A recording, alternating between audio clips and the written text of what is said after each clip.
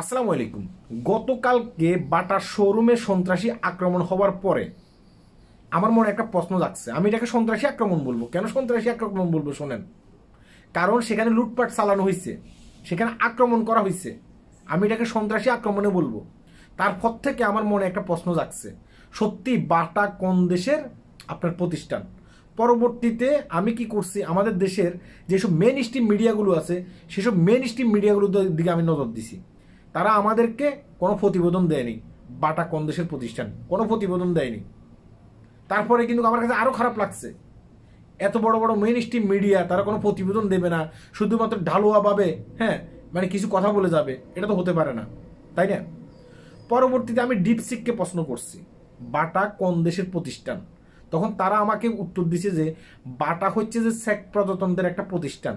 1894 সালে শেখ প্রজাতন্ত্রে বাটার আনুষ্ঠানিকভাবে উদ্বোধন হয়, মাত্র 12 জন কর্মী নিয়ে।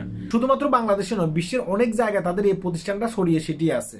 নিউজিল্যান্ডে আছে, ভারতে আছে, বাংলাদেশে আছে, বিশ্বের অনেক জায়গায় কিন্তু এই প্রতিষ্ঠানটা ছড়িয়ে ছিটিয়ে আছে। বুঝতে পেরেছেন?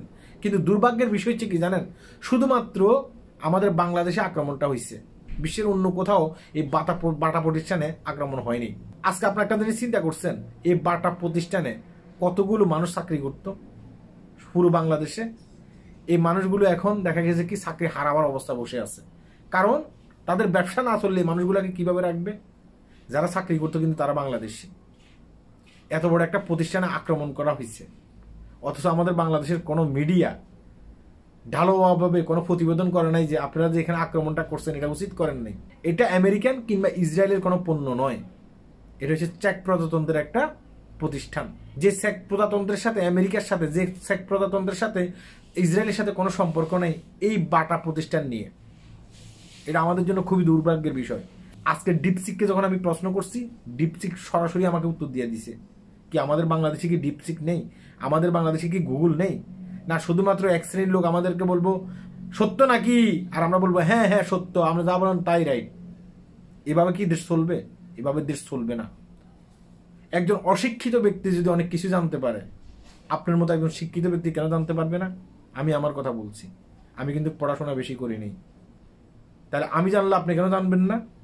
আপনি কেন শুধু শুধু একটা প্রতিষ্ঠানে আক্রমণ করবেন? এটা তো হতে পারে না, তাই না? তাই আগামীতে কোথাও আক্রমণ করার আগে একটু চিন্তা ভাবনা করবেন। একটা প্রতিষ্ঠানে আক্রমণ করা মানে কি জানেন?